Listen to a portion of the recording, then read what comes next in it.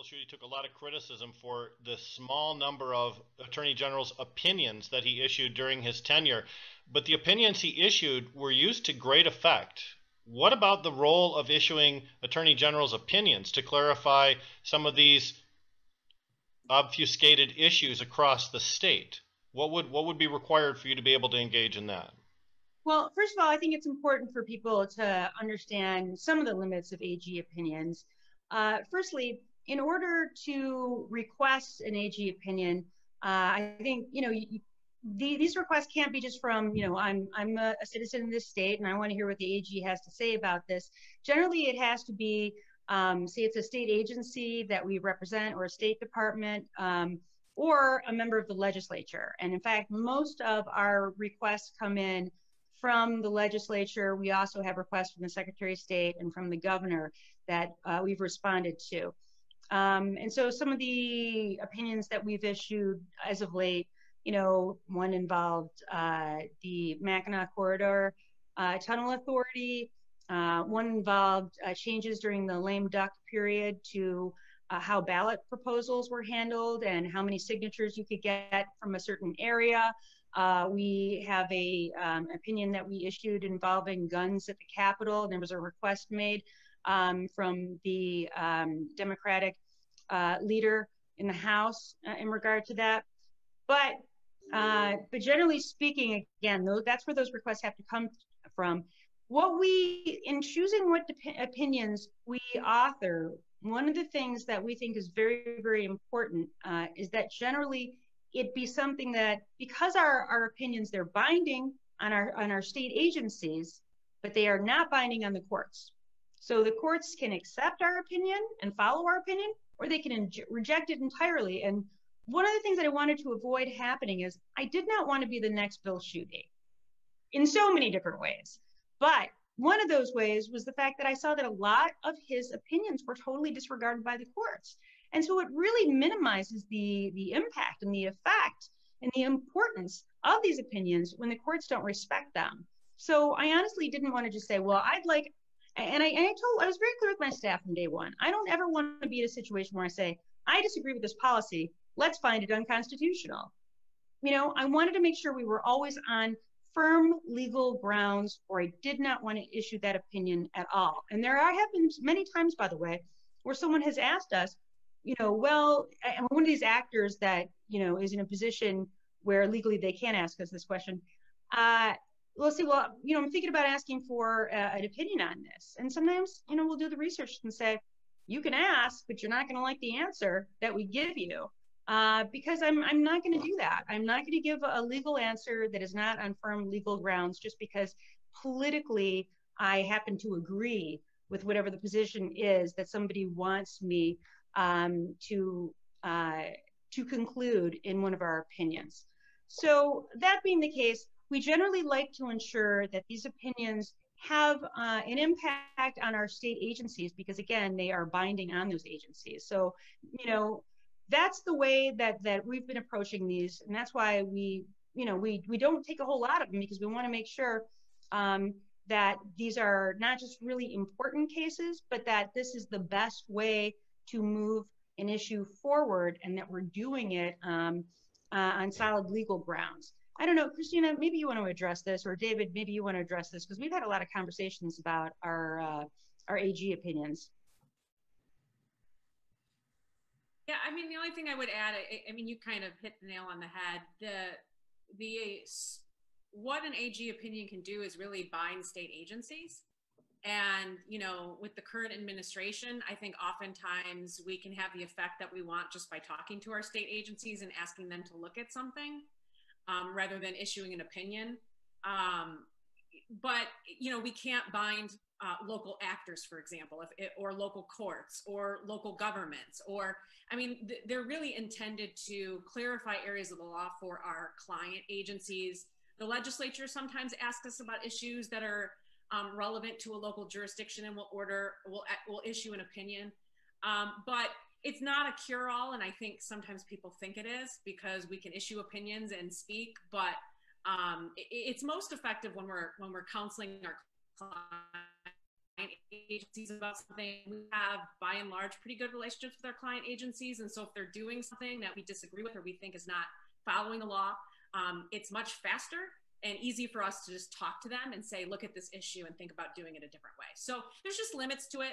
I don't know that it's a fix in every situation, but you know, it's also hard to have access to somebody who has the authority to issue an opinion, like the AG said, because not everybody does.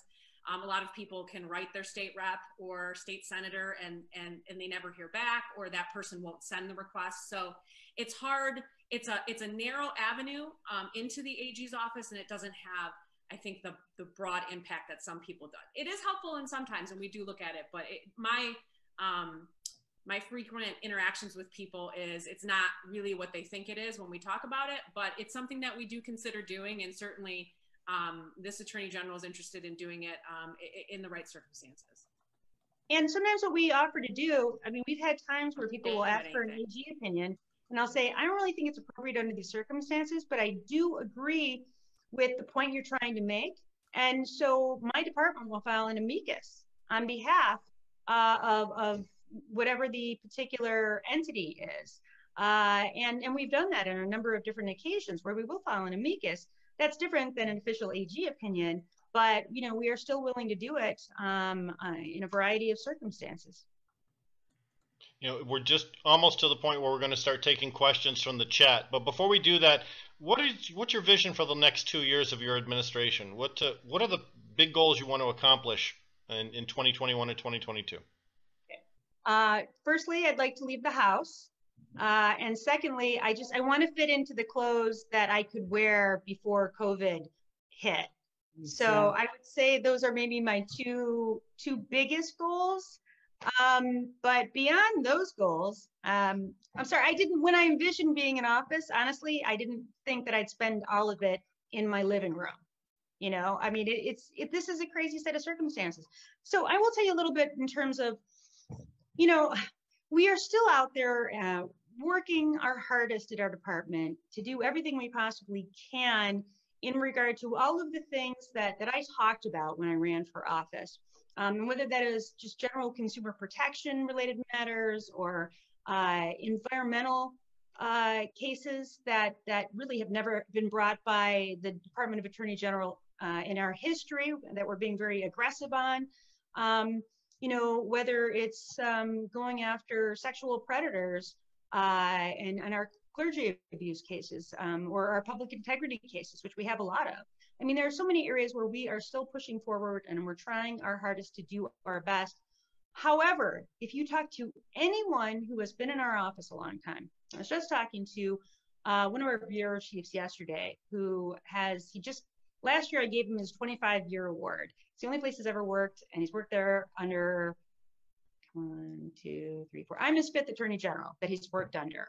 No one has worked under more than that because you'd have to go back to like 1812, I think, to get to 6 Attorney Generals because Frank Kelly was there so long. But that being the case, he said to me that in his career, he has never, ever, ever seen the influx of cases that our department has had to work on at one time. And that's because we're doing so much that is COVID related that nobody had, you know, there was no way for us to anticipate that this would have occurred when I ran for office. And sometimes I look back and I'm like, maybe I should call up Tom Leonard and be like, do you want this gig? Because maybe is it too late? You know, Don't you do that. No, but because I mean, this is the kind of work, I mean, you know, no one could anticipate it. So we are so busy working with the governor on all her executive orders and then defending those executive orders in court. That is a huge amount of work. We are, in terms of the consumer protection space, whether it has to do with price gouging issues or scams or cons that are related to people who are preying upon those that are worried about saving their lives because they know that they're at risk due to COVID. And then every single division this impacts, you know, with Lisa's division, with MDOC, you may have heard that there are some COVID related issues related to MDOC that, you know, I'm sure when I asked Lisa to come back to the office and be the chief of my division, maybe she would have reconsidered if she would have known that she would have to deal with all that, you know. So I only say that because I wish I could say that all the COVID work doesn't interfere with anything else that we're doing, but it's our main priority right now because thousands and thousands of people have died in our state. Well over 6,000 people have died. So my goal in the immediate future is to ensure that I am supporting and helping to draft and helping to enforce policies that mitigate the number of people who contract and who die from COVID. I don't know. I would say there's nothing more important than that, but there's one more thing that is more important than that, and that is this upcoming election. So again, I touched on it briefly, but when it comes to election security, when it comes to the suppression of votes, when it comes to intimidation of voters, that's something that is incredibly important. So we are working on that, and I will tell you that I am constantly in discussions with the Secretary of State and the Governor's office about how best to ensure that each and every eligible voter in our state has the opportunity to vote, has the opportunity to vote safely, and that their vote is counted. So that is a huge endeavor because we are having to ward off all kinds of issues all day, every day. And some of those are cases that are filed in the courts. Some of those are the types of robocalls that we've seen coming in. Some of it is just me suing the United States Postal Service because we have a Postmaster General now who is committed to making sure that no one can vote via absentee ballot. That's a case, if you would have told me when I ran for office, those of you who saw me during the campaign, which is probably everybody who's watching today, you heard me talk about suing Betsy DeVos, which we did. I mean, won a case just the other day, and it was amazing. Anyway, and suing the EPA, and suing the Department of Health and Human Services when they infringed on the rights of individuals who lived in our state. But did I promise to sue the Postmaster General? No. Did I think I would ever have to sue the Postmaster General? I did not see that coming. It was literally not on my bingo card, is what I'm saying. So I am trying my hardest to fulfill all of the promises that I made to all of you and to everyone in the state of Michigan. And I do believe that we've made an incredible amount of progress. And if we had more time, I would start listing off all the things that we've been doing towards that end. But has our work been interrupted by everything related to COVID and then related to the election? To a great extent, it has. But right now, those are my two biggest, and frankly, I don't know what is more important in terms of this office, in terms of this department, in terms of me being a state elected official than saving democracy. So that's sort of what I'm focused on right now: saving people's lives, saving the democratic process, ensuring that everyone has an opportunity to vote. What are you going to do after breakfast? So. In our chat and in our conversations with other attorneys, there's a lot of concern about countywide prosecutors still aggressively pursuing cannabis issues, even though it's been de-emphasized on a statewide level. Can you explain to our viewers the difference between county prosecutions versus state prosecutions and what your bounds are when it comes to telling them, stop it and cut it out, you bad man? Well, Rick, I really appreciate that question because I think that for people who aren't attorneys, and even sometimes for people who are, there's a lot of confusion behind this. So yes, technically I am the state's top law enforcement official, but we have 83 county prosecutors. Every single county in the state has a duly elected prosecutor elected by the people of their county. And I have statewide jurisdiction, statewide criminal jurisdiction and civil jurisdiction, which means I can go anywhere in the state, and if I want to file a criminal case, technically I can, whereas the county prosecutors can only file a case in the county in which that particular offense occurred. However, how it generally works is that, there are certain types of cases that come to us sort of organically. There are certain types of cases where we sort of go around the state and tell the Prosecuting Attorneys Association, hey, if you see a case like a payroll fraud case, those are not cases that, generally speaking, a county prosecutor will handle. Obviously, environmental law, that's not something county prosecutors don't generally prosecute environmental crimes. That's something that we would do. Consumer protection related crimes. That's something that we would do. It's not usually a county prosecutor. But if you're talking about your sort of traditional narcotics related cases, if you're talking about your, rapes, robberies, murders, larcenies, those cases generally will go automatically from local law enforcement to the county prosecutor. And again, they are duly elected by the people in their county. They can charge as they see fit. Sometimes we will come in usually at the request of law enforcement, not entirely so. If a county prosecutor has declined to take a certain case, sometimes we'll come in and we'll take that case. Sometimes they ask us. They'll just say, right, to us, we would appreciate you taking this case. Maybe it's a multi-jurisdictional case. Maybe it's a case that would involve a lot of resources. I'll give you an example, the Larry Nassar cases that were handled by the AG's office. I mean, there were hundreds and hundreds of victims. And it wasn't just one county. You had cases in Ingham County, you had cases in Eaton County. So those prosecutors actually asked the AG's office, will you take this? Because we just have more resources at the state than you have at the county level. So the AG's office took those cases. But we can't stop a county prosecutor from taking a case. We can't stop a county prosecutor from charging a case. We can't tell a county prosecutor what they should or should not charge in a case. That's their prosecutorial discretion. Again, we can take a case if they decided not to charge the case. We can certainly go in and say, well, we're going to charge that case. And what we do a lot of times, and I'll tell you, our public integrity cases, we say, hey, listen, if you have an officer involved shooting fatality, if you have an in custody death, perhaps the best place for that to go is to the state and not for the locals to handle, because the local prosecutors work so closely with the law enforcement officials that they would then have to investigate and potentially prosecute. One, it sometimes can create the appearance that they're, partial and they're not completely objective and unbiased. But two, they got to go to work with those people the next day, and it creates friction in that relationship. So for many different reasons, I have said those cases should come to us. We are handling far more of those cases than have ever been handled.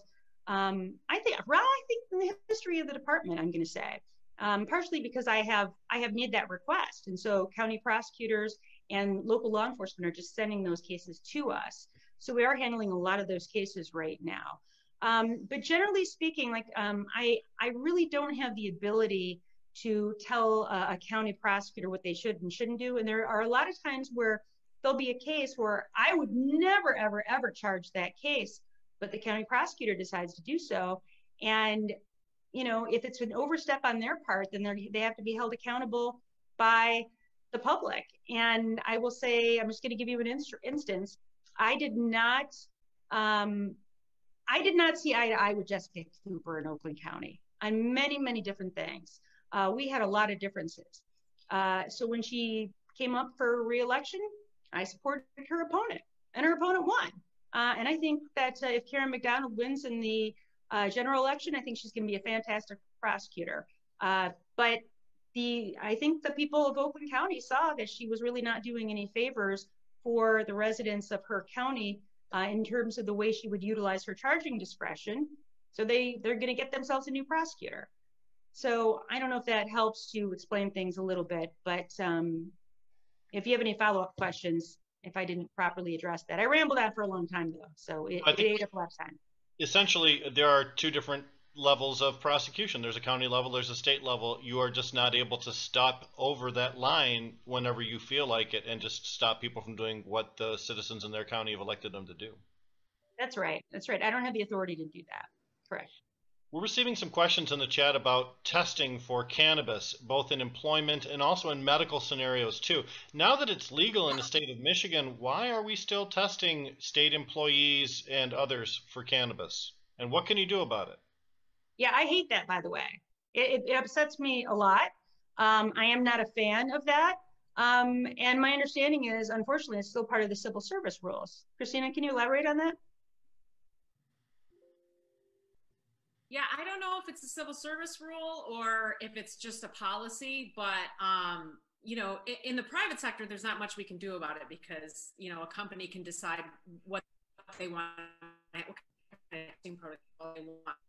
I mean, I came to the state 10 years ago and it was, hey, drug tested, and I think it's still the case that you're drug tested. I don't know why. I guess we've never really thought about it. I certainly can inquire and see if they want to revisit or if they thought about revisiting that policy.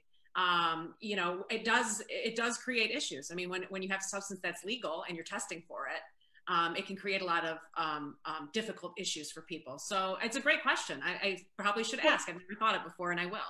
I will say, before Christina had her current position, I did look into this, and I was told that it was a requirement through the Civil Service Commission, because we had someone who applied to work at the office, seemed like a great candidate. They failed their drug test because they tested positive for THC.